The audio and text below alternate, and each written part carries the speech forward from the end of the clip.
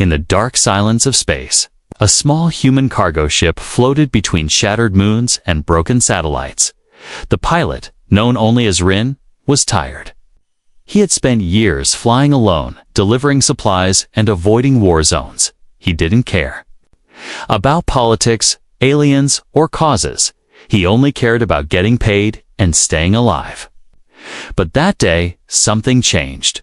A red light blinked on his console. Distress signal received.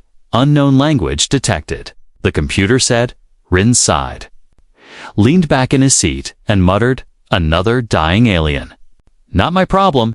He almost shut the signal off. But then he heard something. A voice, weak and full of pain, came through the speakers. "Please. They said I was worthless without a male. But my children need you, human." Rin sat up, his eyes narrowing. "Play that again," he said.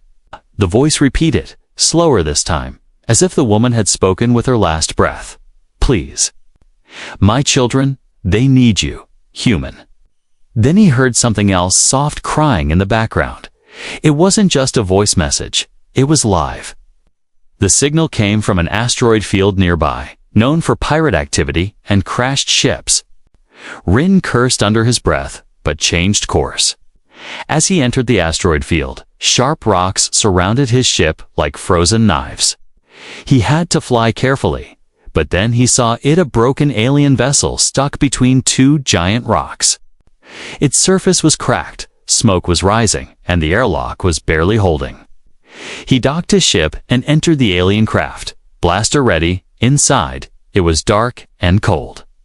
He found her near the control panel, a tall alien woman with deep blue skin and glowing eyes. She was bleeding and barely breathing.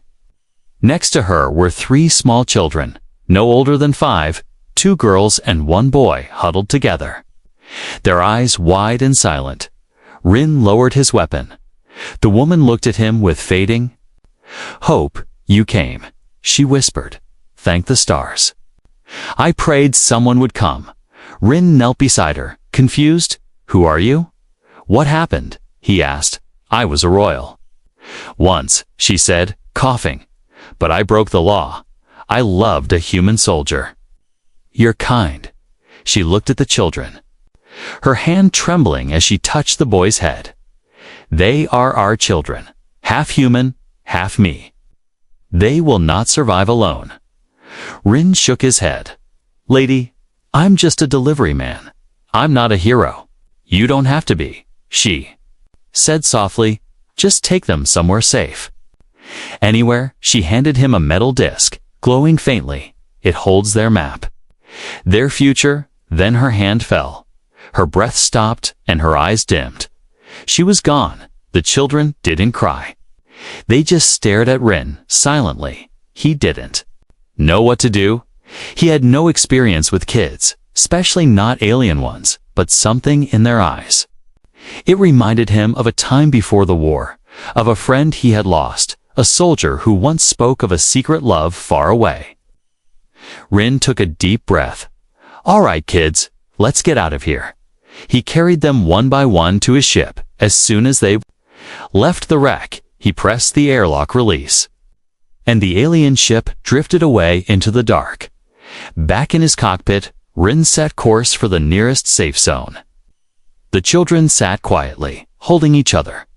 One of the girls looked at him and said, "You smell like him." "Like who?" Rin asked. "Our father," she replied. Rin stared at her in shock. Could it be?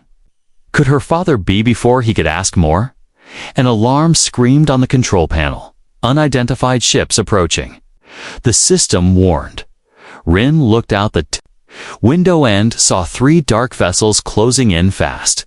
He cursed again, pulled the controls, and the ship jumped into motion. They were being hunted. As the stars stretched and bent around them in hyperspace, the youngest child whispered something. "They're coming. The ones who killed our father." Rin looked at the kids, then at the glowing disc in his hand. Whatever this was, he was now part of it. He wasn't just a delivery pilot anymore. He had just become the guardian of something much bigger. Something Worth fighting for, even dying for. He didn't know what the future held. But one thing was clear, these children were not ordinary. And someone wanted them silenced. Forever? Asterisk, they were finally safe. For now, the human pilot Rin sat in the cockpit of his ship, staring into the stars. 3 alien children slept behind him, wrapped in blankets that smelled of fuel and dust. Their mother was gone. Her last words still echoed in his ears. They need you, human. Rin never wanted this. He wasn't a father, wasn't a hero. He was just a man running from his own past.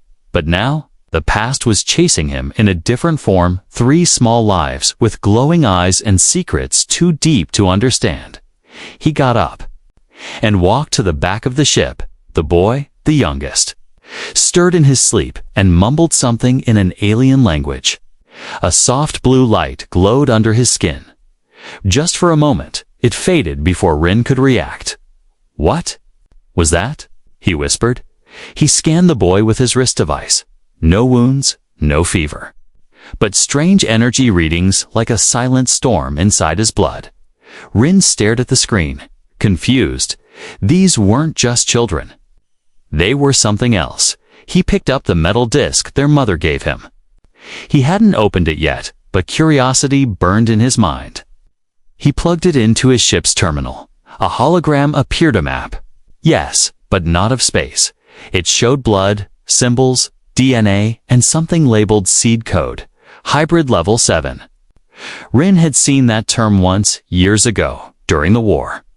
Hybrid level 7 meant potential weapon, or worse, royalty. Suddenly, the older girl woke up. She looked directly at the map and said, "It knows us." "It's inside us." Rin froze. "What do you mean?" Our mother said. "We carry memories," the girl replied. "Locked in blood, only humans can unlock them." "Why me?" "Why me?" he asked. "Because our father was human," she said softly. "You are like him." That's why the code responds. Rin didn't know what to say.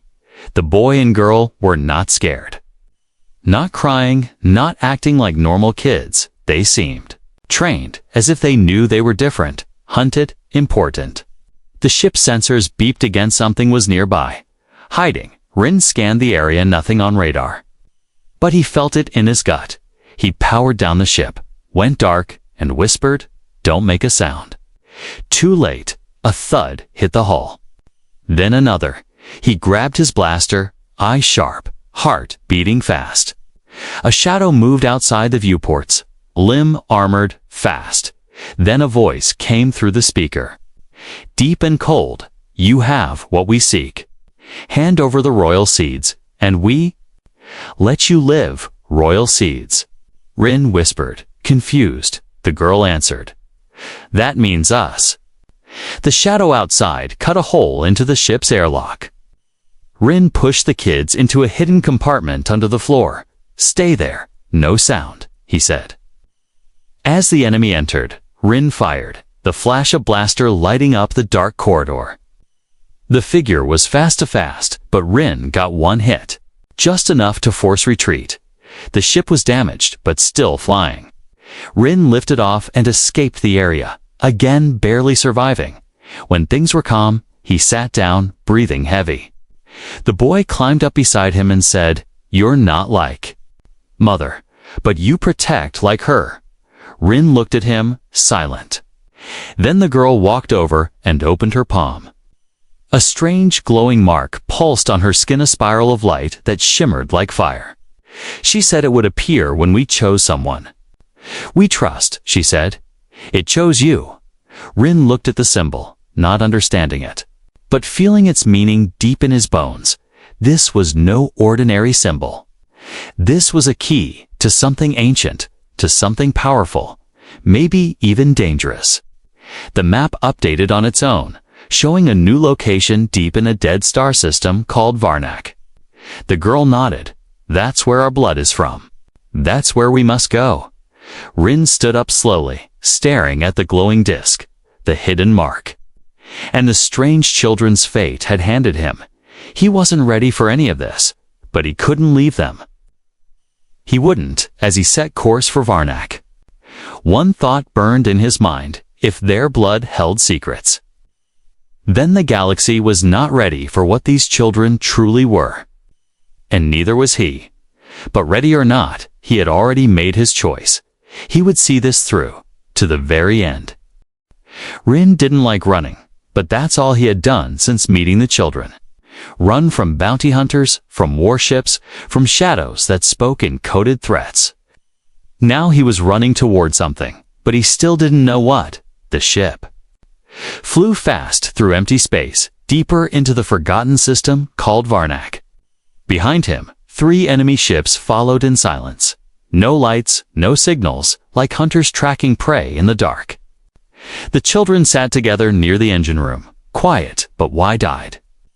They didn't ask where they were going. They already knew. The eldest girl, Lyra, held the glowing disc like it was a piece of her soul. The boy, Kiel, had started talking. To the ship, not like a machine, but like it was alive. Rin didn't understand it, but the ship responded. Engines moved smoother. Doors opened faster. It was like the kids could speak to the metal. He checked the radar again. Still 3 enemy ships, slowly getting closer. They weren't trying to kill him. They were trying to trap him. Rin adjusted the course, dropping into a nebula cloud, thick with gas and static. He shut off the main power and coasted through darkness.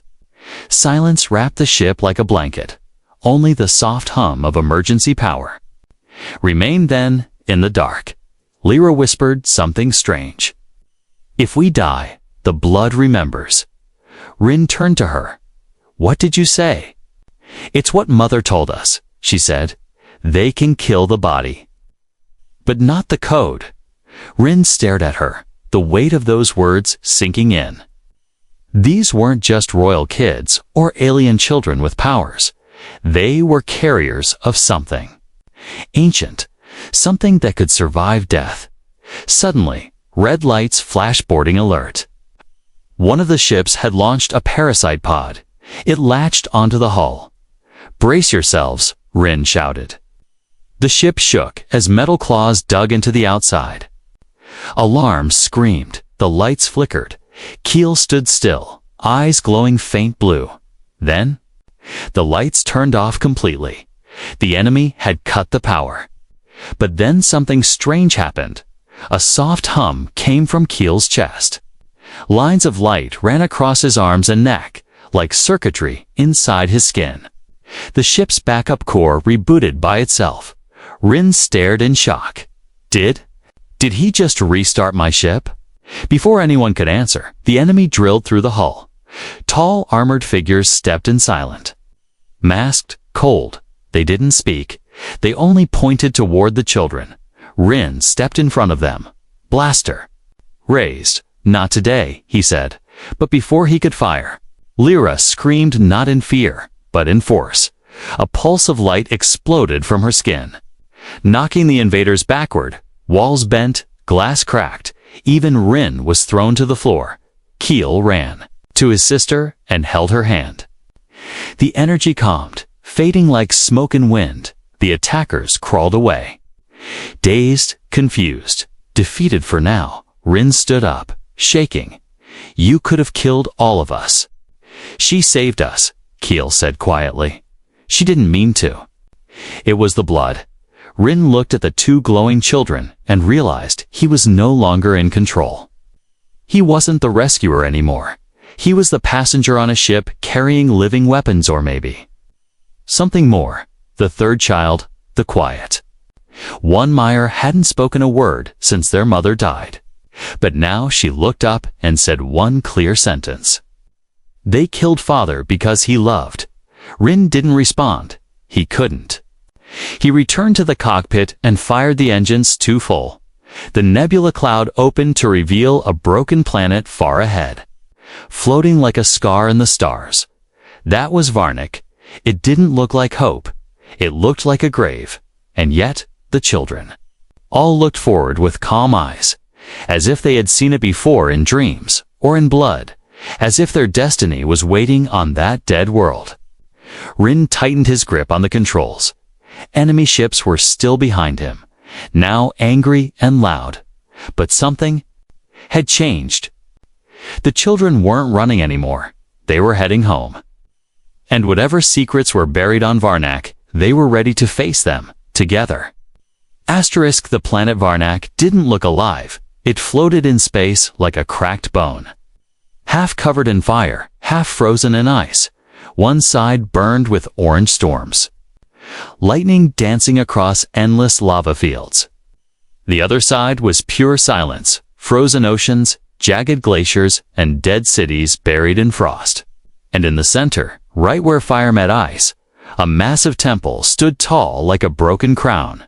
Rin had seen many strange worlds, but never anything like this.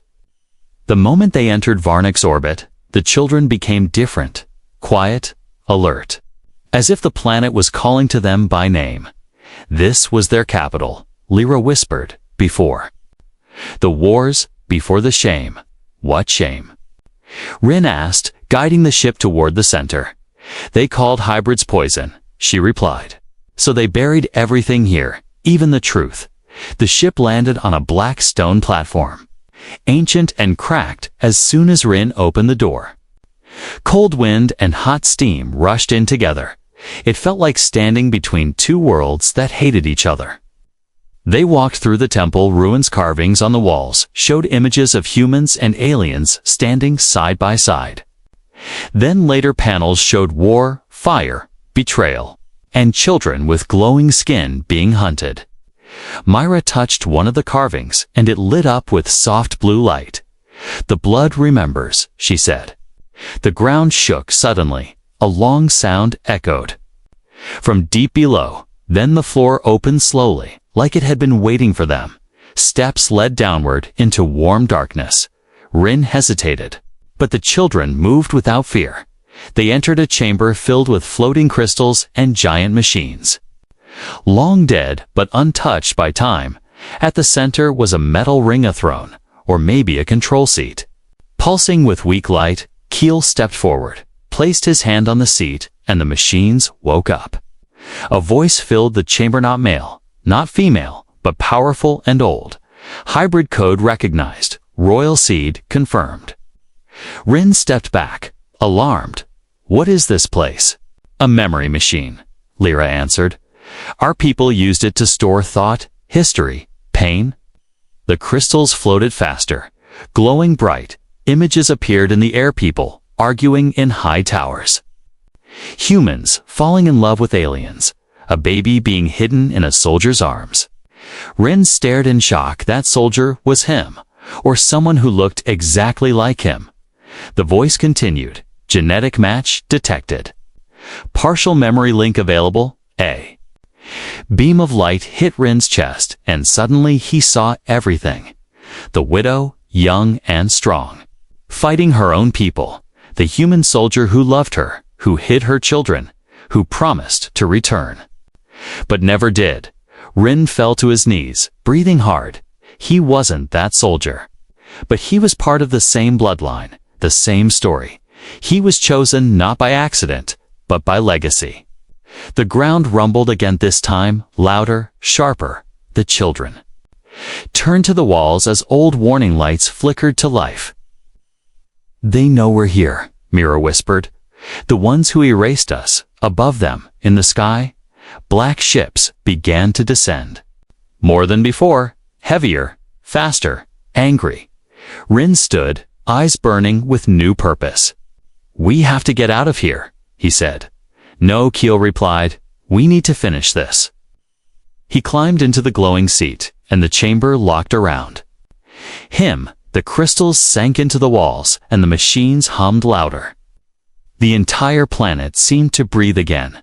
Lyra placed her hand on the center panel, and her voice changed, not scared, not childlike, but royal. "You hunted us," she said. "Now hear our voice." The sky above cracked with thunder. The frozen ocean began to melt. The lava stopped flowing. Fire and ice began to balance, as if responding to their return from orbit. The enemy commander watched in confusion. The bloodline activated the core, he said. Impossible? Nothing was impossible now. Rin looked up at the swirling storm of light above the temple and whispered, "What are they becoming?" A whisper answered him from deep within the machine. The future. The stars above Varnak had never been quiet. Now they screamed. Warships circled the dying planet like vultures. Black metal giants with no flags, no honor. Inside one of those ships, a message was sent not to destroy the children, but to Earth. And Earth responded, subject confirmed, hybrid code verified. Immediate retrieval requested. Rin's name appeared on their screen, marked as compromised. He had protected the children, shielded them, and now? Earth wanted him silenced too, back on the planet. The temple still pulsed with light. The children were stronger now. Their bodies glowing faintly, even in darkness. Keel spoke in languages Rin had never heard, and Mira no longer looked afraid. But something was wrong. Lyra had stopped speaking. She sat alone, hands clenched. Eyes cold. That night, Rin found her in the ruins, staring at the sky. "They're coming," she said. "Your people. Earth." He asked. She nodded, not to help. To claim, Rin looked away, guilt tightening his chest. "I didn't think they'd turn on me so fast." He said they never turned. Lyra replied, "They were always like this. They just hid it." Better. Suddenly, a new ship entered orbits, leak silver, human-designed. Rin recognized it at once. He had flown with that ship's captain years ago during the border wars. Commander Voss, old friend, war hero, sharp and loyal. Or so Rin believed. The transmission came quickly. "Rin, stand down and prepare for extraction," Voss said. "We're taking the hybrids into protective custody," Rin replied with a dry laugh. "Protective custody? Or cold labs and microscopes?" "Don't be dramatic," Voss said. "We need to understand what they are. Their children," Rin growled, "not weapons." "You don't know that," Voss replied, "and neither do they." Behind him, Mira stepped forward and said softly, "He fears us." Rin looked into her eyes and saw no fear there. "Only sadness, they all do," she added, "because they don't understand us." Later that night, while the children slept, Rin called Voss again alone. He tried to reason, tried to explain what he had seen. The symbols, the temple, the truth.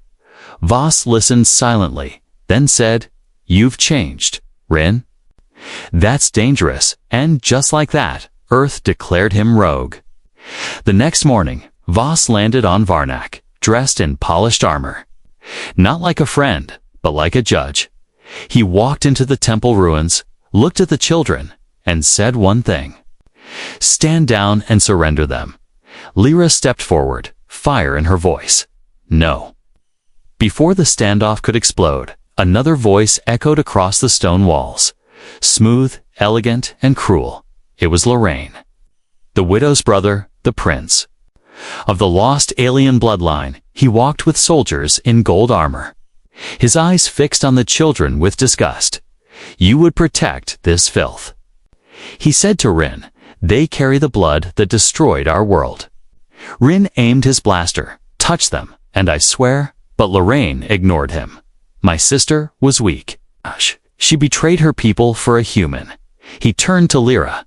"You should not exist." Lyra's hand glowed, ready to strike, but Keel grabbed her wrist gently. "We fight only when it means something," he whispered. The air grew tense. Soldiers on both sides lifted weapons. Earth and the Empire, both ready to destroy. What they feared, not for peace, but for control. Then something unexpected happened. Mira stepped forward, alone. She reached out her small hand toward Lorraine. He laughed, ready to strike her down, but her touch released a surge of light. Right, ancient and pure. The temple responded.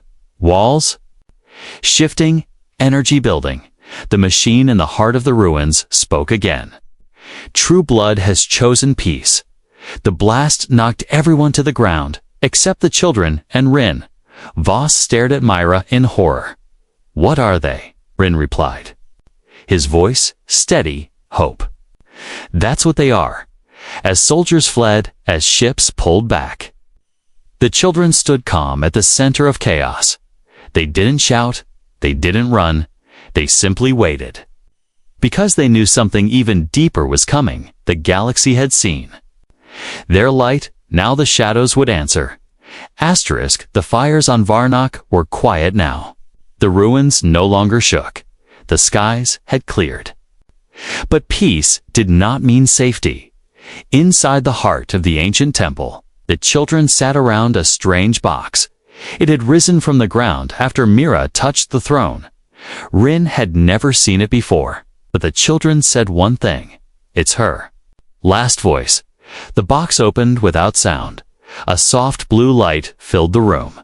And then she appeared, the widow, not in pain, not weak, but tall and strong. Her eyes clear, her voice calm, a hologram recorded long ago. "If you are seeing this," she said, "then I am gone." Rin stepped back, breath caught in his throat. Her voice. It wasn't just familiar, it was unforgettable. "My name is A of the Royal Starborn," she continued, "and I broke the laws of my kind. Because I loved a human." The children leaned in closer, listening without blinking. "I was not supposed to feel love," she said. "Not for an outsider, not for a soldier." Then her image turned, and a second figure appeared beside her.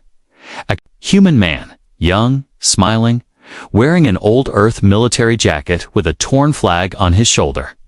His face was worn, but kind. His hand held hers. Rin gasped. It was him, or someone who looked exactly like him. His name was Tyven Rin, the widow. Said, "He saved me from my own people, from my own fate." Rin stepped forward, eyes wide. That's my uncle," he whispered. "He died in the war." The widow nodded, as if she heard him. "No, he lived. For a time," she said, "and our love gave birth to what they feared most, hope." She looked directly into the camera now, as if speaking across time. "My children. I did not hide you because I was ashamed," she said. "I hid you because they would destroy you to keep their lies safe." Tears formed in Lyra's eyes. But she stayed silent, strong. "I trained you not to fight, but to remember who you are," the widow continued. "And if the one watching this is Tyven's blood, then protect them as he protected me." The message ended. The light faded. Silence filled the chamber like smoke. Rin sat down slowly, hand on his chest. "My uncle never told us anything about her," he said. "They said he vanished after the war." "He vanished because he chose her," Lyra said. "He chose us." Rin looked at the children differently, now not as passengers or cargo, not even as royal hybrids, but as family. Suddenly, a sound echoed from the edge of the temple, one long tone, like an alarm, but older, deeper. "What now?" Rin muttered, standing quickly. A panel lit up on the wall, showing an old signal. An Earthship, but not Voss, not the traders. This was something else, an old ship. A lost ID code. Keel read the numbers, eyes wide. That was his ship. Our fathers. Rin's heart pounded. Was it possible? A said he had lived for a time. Was he still alive? The children moved without speaking. Following the signal down into the cold tunnels beneath the temple, the air grew thin. Lights dimmed. Machines flickered like dying stars. Then they found it. A chamber sealed in crystal, with one figure inside, frozen. Silent. A man, older, scarred, with the same eyes as Rin. "It's him," Lyra said. Father Keel stepped forward and placed his hand on the crystal. A pulse of light traveled through the room, unlocking old codes, waking sleeping machines. The crystal cracked. Rin stepped back, stunned. He didn't know what scared him more, that this man might be alive, or that he might not be. But the final secret was no longer hidden. Their father had never left them. He had just been waiting to be found, and the widow's truth. It wasn't a goodbye, it was a promise. The man in the crystal did not open his eyes, but his heart still beat, slow, steady. Like a drum beneath the ice, Rin stared at him in silence. Tyven Rin, his uncle, the lost soldier. The human who chose love over war, he was here, between life and death, frozen by alien tech older than Earth itself. Lyra placed her hand on the surface again, whispering, "Mother said he would guide us." When the stars were ready, the ancient machines stirred around them. Waking after decades of sleep, soft lights blinked, patterns shifted, and the whole temple began to hum like a heartbeat. Rin touched his uncle's face through the glass. "I don't know if you can hear me," he said, "but I'm going to finish what you started." The ground shook, not like before, not local, not natural. This came from space, a fleet, dozens of ships now surrounded Varnak. Earth vessels, alien warships, rogue scavengers. Rogue scavengers, everyone had come for one reason. The children, they all wanted control, fear, power, but none of them came for truth, in orbit. Commander Voss gave one final message: turn over the hybrids, or we end this world. Back in the temple, the children stood together, no longer small, no longer unsure. They had unlocked the code, activated the core, and awakened the heart of Varnak. They were not just royal blood, they were the last voice of balance. "They don't want peace," Keel said, "but we do." He walked toward the throne, now glowing. Gold beside it, the frozen chamber pulsed with warmth. "He's waking," Myra said softly. But not fast enough. Rin looked at the sky above, fire and metal drawing closer. There was no time left. Then Lyra stepped forward and said something Rin didn't expect. "I'll stay." "What?" He said, "If we link the system to a living hybrid, it becomes a shield," she explained. "A voice the galaxy must hear." "You mean?" "You'll be trapped here," Rin said, his voice shaking. She nodded. "I won't die." "Not exactly. But I won't be the same." Myra held her hand tightly. "You don't have to. I do," Lyra replied, smiling through tears. "It's our mother's legacy and father's promise." Rin walked to her slowly, hand shaking. "You're just a kid," he said. "No," she said, "I'm a bridge between what was and what could be." She stepped into the throne. Light wrapped around her like wind. The floor trembled, and the temple rose into the air. The planet responded, sending a shockwave into space. One felt across every ship, every screen, every sensor. Signal detected, Earth systems warned. Unknown frequency, unknown language. Transmitting now, Lyra's voice echoed across the stars. "We are not weapons, we are not threats. We are not experiments. We are the future you fear, because it is different. But fear does not have to end in fire." Across the ships, something strange happened. Weapons powered down, ships halted, commanders hesitated. The voice cut through war. Rin looked at the throne one last time. Tears in his eyes. Lyra was gone, or maybe she was everywhere now. The temple returned to silence. The enemy fleets turned away. The war never began. Weeks later, Earth denied everything. The Empire stayed silent, and Varnak disappeared from maps. But Rin knew the truth. He had seen it, lived. It carried it in his blood. He now raised the two remaining children, not as cargo, not as refugees, but as family. Sometimes, late at night, he would hear her voice again. "Thank you, human. My children live." And he would whisper back, "They're more than alive, they're hope."